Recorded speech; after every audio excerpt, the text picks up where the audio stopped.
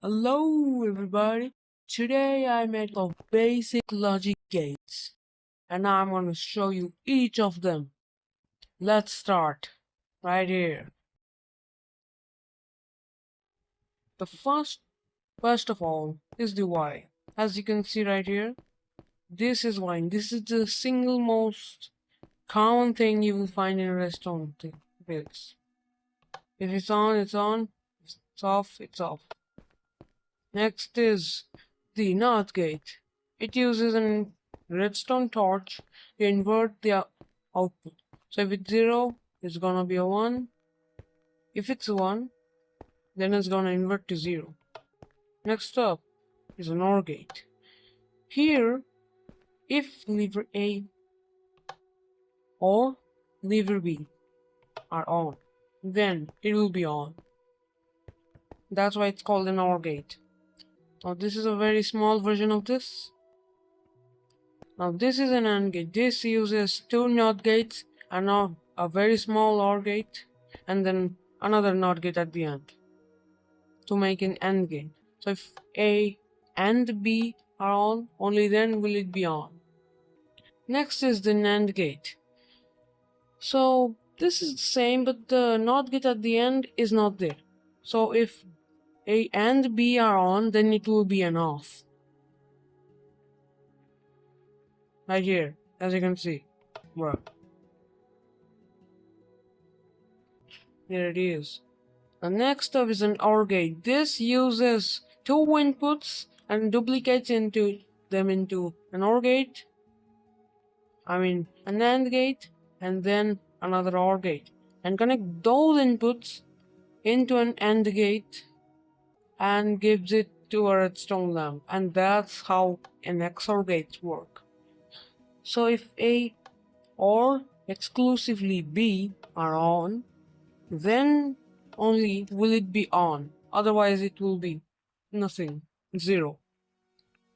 Now this is it. This is the design of XOR gate, but there is a smaller version of this.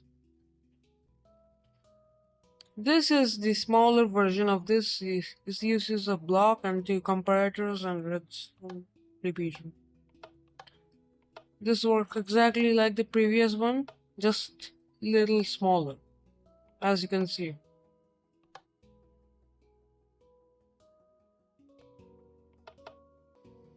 Now here is the Xnor gate. This uses a NOT gate at the end to inverse the output.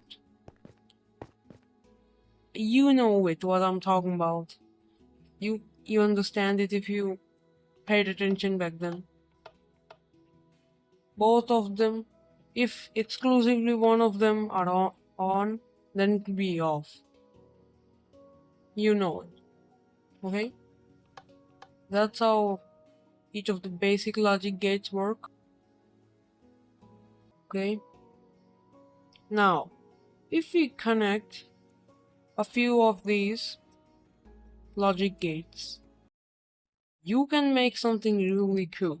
I'll show you. There it is. So this duplicates one input to 2 outputs, like one in AND gate and one in an XOR gate. So what it does is both inputs are on and on, but the AND gate in output is 2 and the XOR gate is 1. So if you press both, then it will be. Now if you make 2 of them and connect them with an OR gate and then a carry sum, it will make an error, an actual error. This is a full error, as you can see right here. The previous one was half. If you make many of those, or even this, and then a subtractor by inverting all the inputs of B and keeping the A same and all the 6 types of bitwise logic, as I showed you right there. Using all those, you can make an arithmetic logic unit that can do logic. Now here is the register.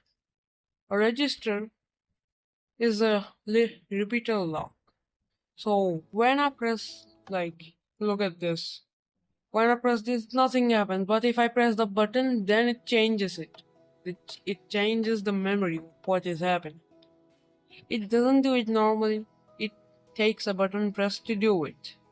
As you can see. If you stack these like way too much, then you will make a register file, which is really cool and can store memory very fast. I'm gonna cut some YouTube videos now.